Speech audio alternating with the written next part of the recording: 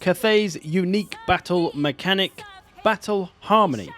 What is it really going to mean when playing as Cathay? What are the pros and cons? And how can it potentially be neutralized when fighting against Cathay?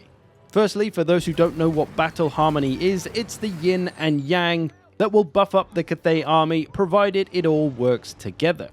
Yin units are the ranged units and yang units are your melee units. When they stand within 35 meters of each other, they will buff each other. If one unit of each type stands near each other, they will gain 6 leadership, and the melee units will gain 6 melee defense, and the ranged units will gain 12 reload skill. And those effects will double for either side if you add an extra unit of the opposite harmony type. So the most efficient way to play the Cathay army is going to be to try and maintain these buffs for as many units as possible for as long as possible. So how big is 35 meters and how close do the units actually need to be? Well, this is your boy Carl Franz, and if we hover over the stand your ground ability, which is a 40 meter radius, you can see how big it is. So it's going to be a little bit less than this, which isn't too bad, but it does mean that our units will need to be fairly close to each other. Something like this perhaps. Here's 2 units of halberds, 2 handgunners behind. That is roughly the maximum distance that 4 units will need to be from each other to gain the maximum benefit from Battle Harmony. And there's no doubt that all those extra buffs to all 4 of those units will add up to really help the performance of all units involved. However, the close proximity required may actually be a bit of a hindrance in some cases. For example, if your army is pretty close together, shoulder to shoulder units, it's going to make the army quite narrow and not as wide as one might like. You might want to put space between the units, but then you'd lose the battle harmony. There's also the risk, if you have units shoulder to shoulder, of the good old line of death. That is, units that are right next to each other make it very easy for wind spells to sweep through them. This is more of a multiplayer issue than a campaign one, but still potentially a risk of trying to make the most of Battle Harmony. Overall, Battle Harmony seems like a nice mechanic. It can provide some powerful benefits, but there is some big risks involved. Another downside of Battle Harmony, depending on how you see it, is that you will be locked to playing more balanced armies. You could probably try a more melee-focused build where you only have a couple of ranged units, but then most of your army will not be benefiting from Battle Harmony. So it's the question of whether it's going to be viable to use anything that isn't super balanced. If you bring a really melee-heavy, rushy army with lots of infantry and cavalry, you're going to be missing out on a lot of Battle Harmony. Will that build be nearly unusable without the support of Battle Harmony? Are the units strong enough to be effective without it? And the same if it's a missile-heavy army. Maybe you can use Lords and Heroes to supplement the lack of either melee or ranged units if possible. And maybe that'll be enough. Maybe you just half your army getting the buffs from Battle Harmony will be enough to still make the army very effective. Or do we need more of, 75%, 80% of the army to have the Battle Harmony to really be effective?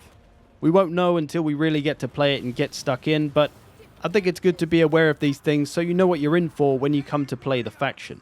Remember that Battle Harmony is there, and if you're really struggling with Cathay in battle, maybe it's because you're not paying attention to Battle Harmony and trying to make the most of it. I'm hoping that Cathay won't be locked to simply having these balanced armies, even though I do like a balanced army by all means, but I think the best factions are the ones that have the option of playing how they like. They can be defensive, they can be aggressive, or somewhere in between. In campaign, it'll probably be okay either way, as you can buff up whichever units you like. If you want to have strong melee units, you give them the buffs from your Lord skill points, and you can make them much stronger and make it much more viable to use a melee-focused army. In multiplayer, maybe not so much. Battle Harmony might be more important there, and balanced armies will be pretty much always required. And what about dealing with Cathay in this way? How do we stop them making the most of their Battle Harmony? Well, I guess the obvious answer is to take out one type of unit. You could focus down all of the missile units in that Cathay army, try to rout them off, or at least route them away from the melee units, thus the buffs will go away. And this could also be maybe quite an easy thing to do, because all the units are going to be trying to stay kind of close together to support each other. You might be able to use one unit to disrupt 2 because they might be shoulder to shoulder. So if you've got a lot of flyers, you've got a lot of doggos or cavalry, you'll be able to flank around and get after all those missile units, not only disrupt them, but maybe rout them off and then take away that Battle Harmony power from each of the kinds of units. But this is going to be easier said than done, as Cathay does also have the defensive stance ability on some of its units, which means they're going to be harder to budge, harder to get through with cavalry and things like that. So in theory, it won't be so easy to get behind them and after their missile units. unless it's with flyers, but even then they'll have their own flyers to try and combat that. This all though sounds pretty micro-intensive, right? You've got to protect your missiles, make sure you maintain the battle harmony, micro those melee units around to protect them. It sounds like it's going to be a lot of work, and being a defensive faction, you run the risk of falling into the kind of reactive playstyle.